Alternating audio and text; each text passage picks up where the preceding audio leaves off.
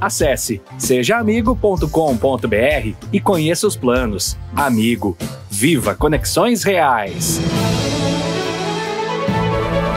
Olá, meus amigos, sejam bem-vindos a mais uma entrevista aqui no Repórter MT. Hoje aqui na nossa bancada, uma especialista em comportamento alimentar. Nós vamos conversar com a nutricionista Vanessa Casey, porque Cuiabá, pasmem você, está aí em segundo lugar no ranking de obesidade e a gente fica um pouquinho preocupada com isso. Doutora Vanessa, seja muito bem-vinda ao Repórter MT. Obrigada, Ana. Realmente é um número muito preocupante, porque Sim. A obesidade é uma doença crônica, não é hoje uma questão de falta de vontade, uma questão estética, né? E está muito associada a várias doenças crônicas, né? Então a obesidade muitas vezes é o fator inicial ali para a pessoa desenvolver uma hipertensão arterial, uma diabetes, outras comorbidades, outros problemas de saúde. E infelizmente a nossa população está em segundo lugar nesse ranking nacional. Pois eu ia perguntar justamente agora se essa é uma realidade específica aqui da nossa capital ou isso se reflete no país todo? Infelizmente isso se reflete no mundo todo, né? Eita. A obesidade, ela tem aumentado cada vez mais. Esses números se tornaram ainda mais preocupantes depois do Covid e esse tempo que nós ficamos sem atividade física, que o comer emocional também se tornou muito importante, né, durante o Covid. E os números que nós temos é que a obesidade aumentou de 12% para 26%, sendo que esse número foi mais significativo nas mulheres. Pois é, por que nós engordamos mais? Eu sempre digo que aqui no Brasil, nós copiamos muita cultura dos americanos. É um estilo de vida que não tem muita qualidade, excesso de trabalho, falta de tempo para você priorizar a sua alimentação. Às vezes a gente não tem uma rotina de compra adequada, às vezes não tem um lazer o suficiente. E o ganho de peso, ele não se dá só pelo excesso de alimento. É toda uma questão ambiental que influencia nessa questão do ganho de peso. Então, eu sempre digo que hoje o tratamento que nós temos para o ganho de peso, para a obesidade, é na maioria das vezes as dietas. Só que a gente vê que isso não está funcionando, porque quanto mais dietas surgem, mais a gente tem uma população com excesso de peso. Então eu sempre gosto de comparar a cultura dos franceses com a cultura dos americanos. Os franceses, eles consomem alimentos que são mais palatáveis, queijos, gordura, massas, mas não é um lugar onde existem muitas dietas, mas eles têm qualidade de vida e qualidade da alimentação. Então, se eles vão comer uma massa, eles preparam essa massa, tem um tempo de qualidade na mesa para desfrutar. Eles possuem uma vida mais ativa, né, de andar mesmo a pé, andar de bicicleta. Em contrapartida, os americanos, que é a população que a gente tende a copiar, é um dos países que mais se cria dieta. Todo dia tem uma dieta nova e aí, em contrapartida, falta muito essa qualidade de vida, alimentos muito industrializados, fast food, comida rápida. Então é toda uma questão alimentar, mas é também uma questão do comportamento mesmo desse ambiente. A bebida alcoólica, ela é realmente um fator que contribui para essa questão da obesidade? A bendita da cervejinha engorda mesmo? Claro que não. E aqui em Cuiabá tão quente, né? As pessoas acabam consumindo bastante. Sim, com certeza. O calor acaba influenciando para Exato. a pessoa associar muitas vezes esse calor ao comportamento de ingerir uma bebida alcoólica. Exatamente. Ela poderia ingerir qualquer outra bebida, né? Mas acaba sendo uma coisa bem frequente. E a bebida alcoólica, o problema é o excesso. Ana, eu não vou falar que é proibido você tomar a sua cervejinha, não pode, mas o problema está no excesso e que o hábito de ingerir bebida alcoólica muitas vezes está associado a outros comportamentos ruins. Às vezes o tabagismo, né, o cigarro, cigarro eletrônico, que hoje também está em alta, e até alimentos mais palatáveis, mais gordurosos. Muitas vezes com torresmo. Exatamente. Muitas vezes quem está bebendo come em excesso, porque tá ali distraído, aí fica longas horas ingerindo a bebida alcoólica e petiscando e beliscando alguma coisa. E a bebida alcoólica, ela é tóxica para o nosso organismo, né? Então, ela implica em várias coisas que acabam levando a esse ganho de peso e como eu disse anteriormente, há outros problemas de saúde também. Desequilíbrios de ordem emocional, as doenças emocionais ou o fator emocional, se ele influencia nessa questão da obesidade em mulheres. Eu cito as mulheres porque a gente é tão suscetíveis, né? A nossa mente às vezes faz uma bagunça danada, a gente parece que está mais bagunçada nesse aspecto. Parece que as nossas emoções afloram com mais intensidade, né?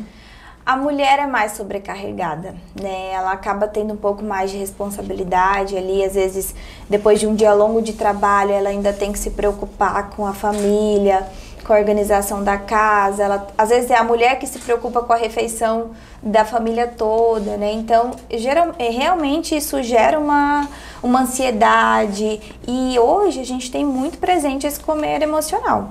No meu método de acompanhamento, de emagrecimento, eu trabalho muito essa questão do comer emocional, porque se você não aprende a gerenciar suas emoções, Ana, você pode ter o melhor plano alimentar do mundo, a melhor orientação alimentar do mundo, que você não consegue seguir.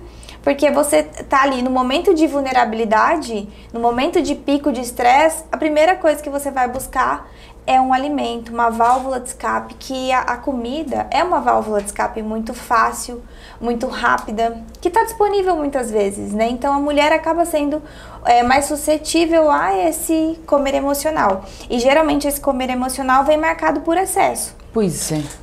Que aí ela quer comer um sorvete, aí não preenche aquele vazio da ansiedade, do estresse, aí ela vai para uma pizza, aí ela busca outra coisa, aí muitas vezes entra o comportamento de beliscar mesmo, né? E não é fome, muitas vezes é uma necessidade é vontade de comer. E de preencher esse vazio, de lidar com essa emoção. Então eu vejo muito isso, e isso, como eu disse, do Covid, aumentou depois da pandemia. Muito, é verdade. Porque acabaram existindo mais questões emocionais depois desse período, né? E a falta de atividade física, muitas pessoas ganharam peso, e aí o que eu vejo?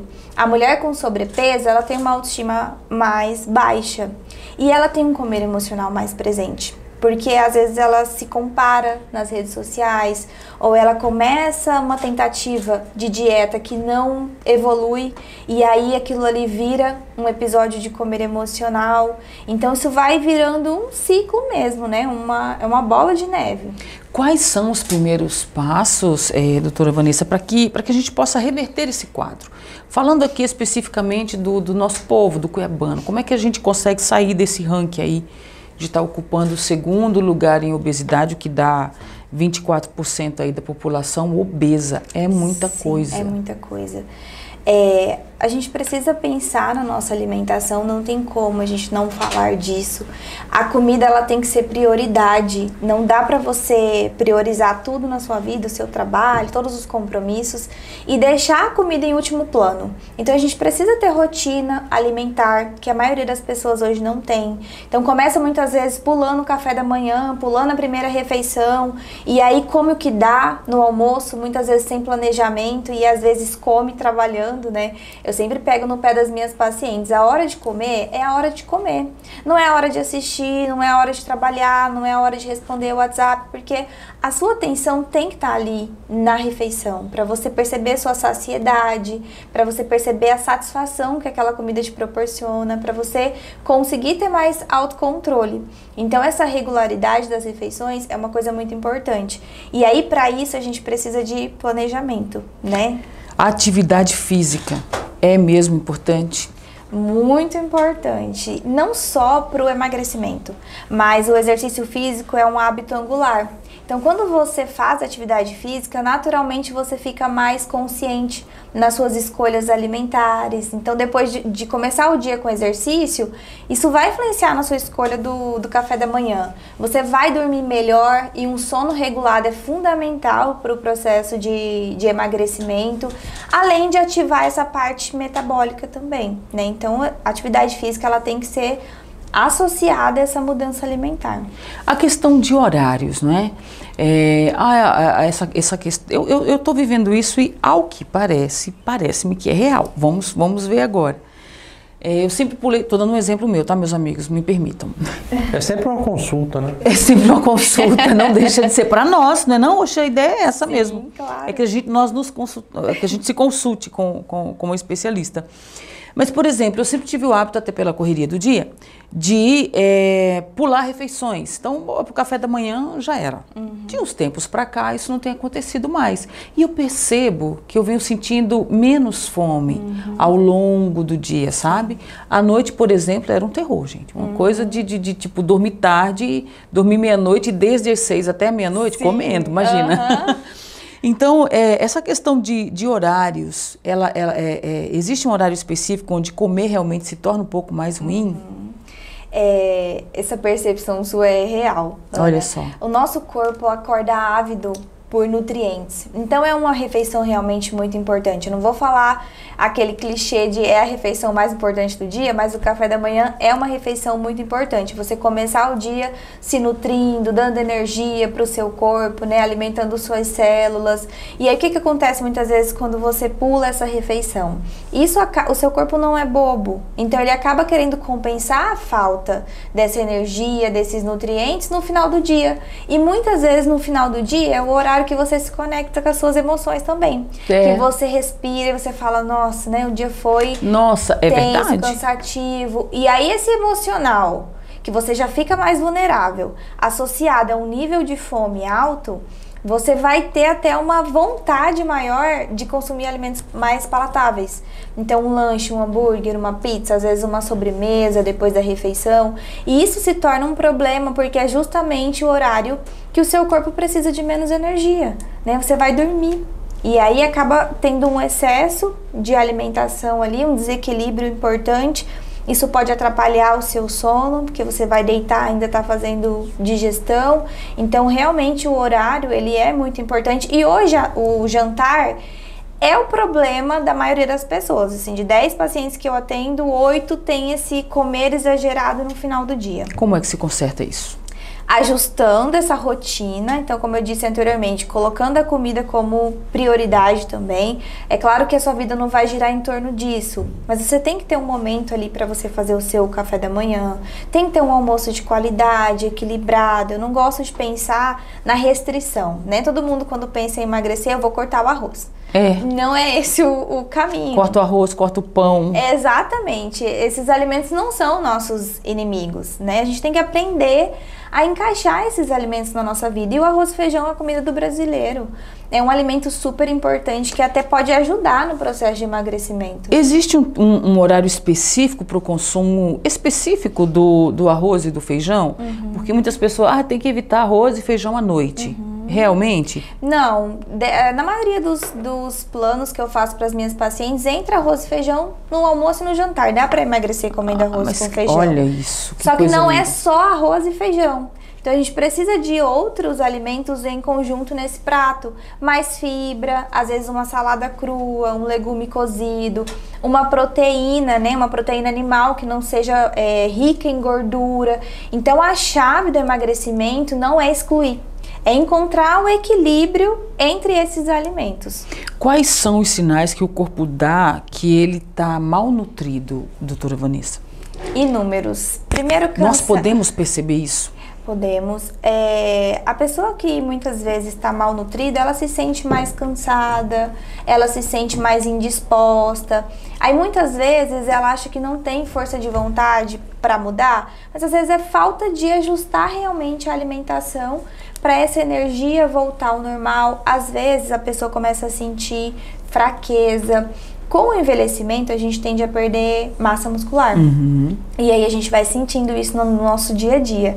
Às vezes movimentos que a gente fazia que eram simples, quando a gente era mais jovem, começa a ficar mais complicado, né? A perna dói, cansaço para subir uma escada. O joelho, só Deus me livre, né? O joelho que eu sei. O joelho. Exatamente. Então, assim, o nosso corpo dá sinais. E se a gente estiver bem conectada, a gente consegue perceber. Muito bem, tem uma pergunta até que a gente separou aqui, a gente estava até conversando sobre ela, que são aquelas barriguinhas mais salientes, principalmente ali nos homens, não é?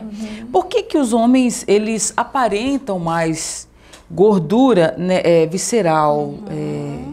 É que os homens, eles têm uma facilidade maior de acumular gordura visceral do que as mulheres. Às vezes a gente vê aqueles homens bracinhos finos, Sim. perninhas finas, mas a barriga tá ali, aquela barriguinha dura, né? As mulheres acumulam mais gordura periférica. A famosa barriga de chope. A famosa barriga de chope. É injusto chamar assim?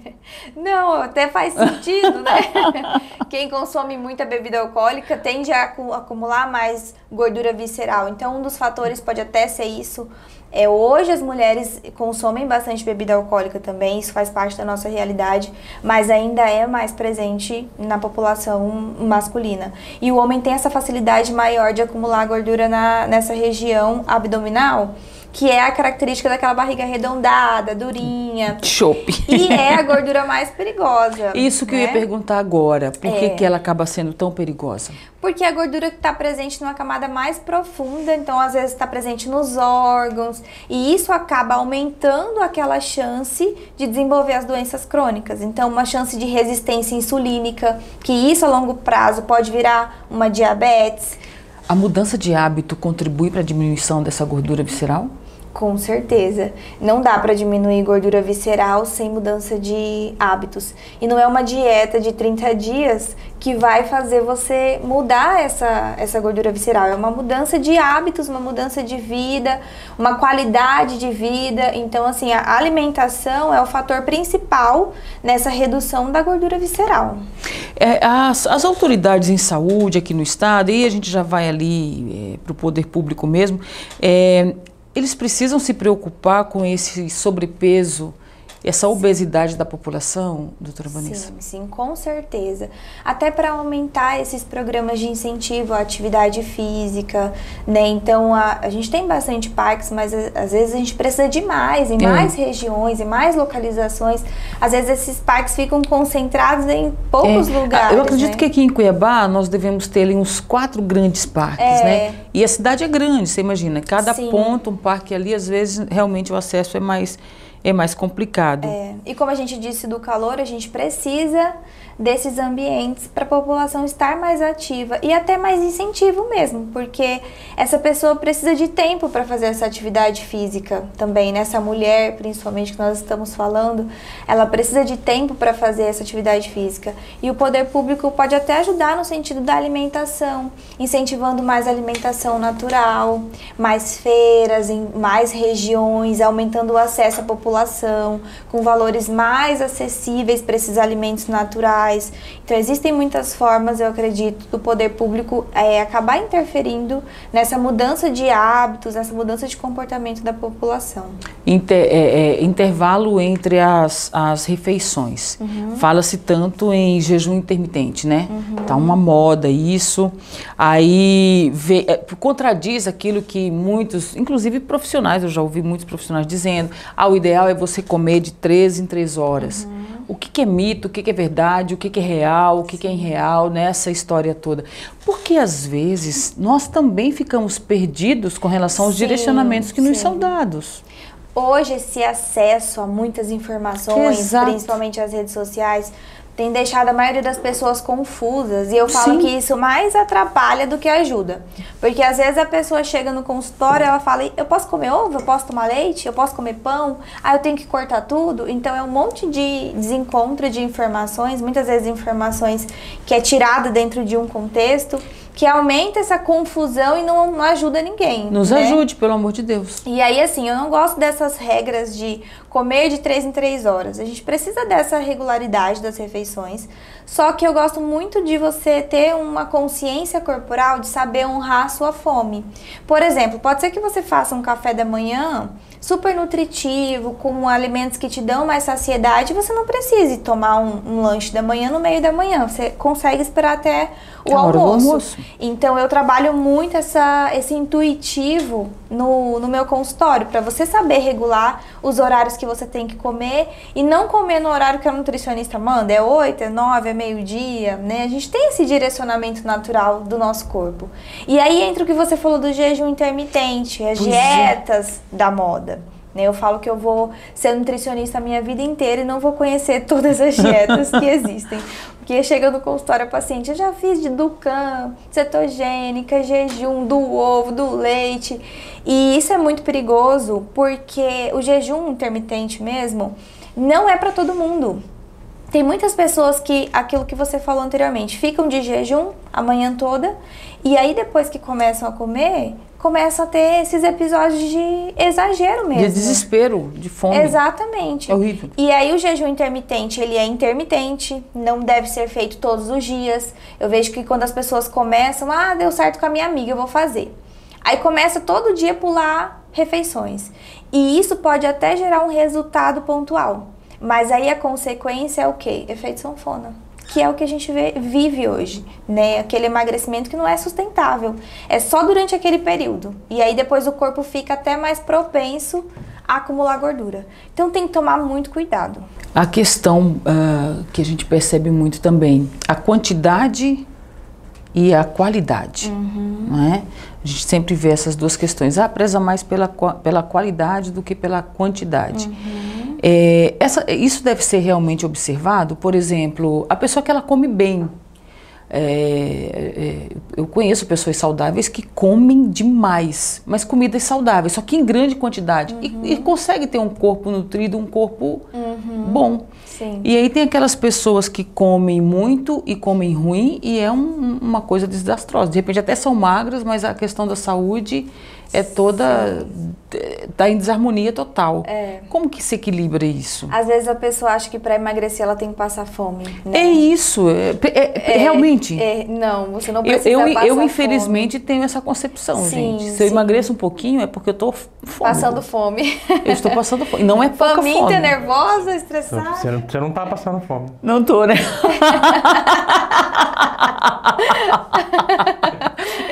Tá bem, né? Tá comendo bem. Tá comendo bem. Mas é verdade, sabe? A qualidade alimentar importa. Muitas vezes, essa ideia, né? A pessoa que ela quer emagrecer por conta, sozinha, ela só sai cortando as coisas da vida. Exato. E aí isso dura muito pouco, porque o nosso organismo não sabe lidar com a fome, né? Isso acaba gerando um efeito rebote. Depois de um tempo, você vira aquela pessoa que quer comer o pé da mesa, aquele desespero por comida. Então, quando você aumenta a qualidade alimentar, você não aumenta tão consideravelmente as calorias. Você equilibra. Então, é aquilo que eu falei. Um prato que eu tenho arroz, feijão e carne, e aí se eu vou ajustar só esses alimentos, eu vou comer pouquinho. Mas se eu incluo outras opções, se eu incluo mais vegetais, mais legumes, se eu incluo a salada, são alimentos que vão dar saciedade sem aumentar muito as calorias da refeição. Só que quantidade importa. Se a pessoa come em excesso alimentos saudáveis, ela também pode engordar, né? Então, quantidade importa, sim. Até, por exemplo, alimentos que são considerados saudáveis, azeite de oliva, granola, são alimentos que têm bastante calorias. São bons? São, mas tem que tomar cuidado com a quantidade, porque é possível engordar com alimentos saudáveis também. É isso, minha gente. Aprendemos algumas coisas aqui com a doutora Vanessa Casey. A gente já está chegando ao final aqui da nossa agradável conversa. Eu já quero pedir, se a senhora tiver algum bom conselho para colaborar conosco, falar aqui para os nossos amigos, nos direcionar, por favor, faça nesse momento. Antes, porém, eu quero agradecer a sua participação conosco aqui conversando, tendo essa conversa bacana sobre nutrição. Obrigada, Ana. E para você que está nos assistindo, eu acho que é muito importante você colocar a comida como prioridade na sua vida, ter um planejamento, né? Não deixar para escolher o que está pronto, o que já está mais fácil, porque você vai precisar de alimentos mais industrializados, e aumentar a sua qualidade de vida, tirar um momento do dia para você fazer um exercício, para você se cuidar e cuidar da sua saúde mental também. Que é importante, a gente viu muito aqui, importante. Não é? O quanto que essa falta de cuidado, esse desequilíbrio pode deixar a gente mal das pernas, né? Literalmente. Obrigada mais uma vez. Obrigada, Ana. Prazer. Obrigada também, amigos, a vocês que acompanharam esse bate-papo aqui conosco. As redes sociais da doutora Vanessa Case já está aqui para você seguir, as nossas também. Nos sigam para que vocês fiquem sempre muito bem informados. Não vão embora sem antes visitar o nosso site. Tem muita informação acontecendo ali, você sabe disso. Quanto a nós, você já sabe, a qualquer momento a gente volta com um novo assunto e também um novo entrevistado. Até qualquer hora, amigos.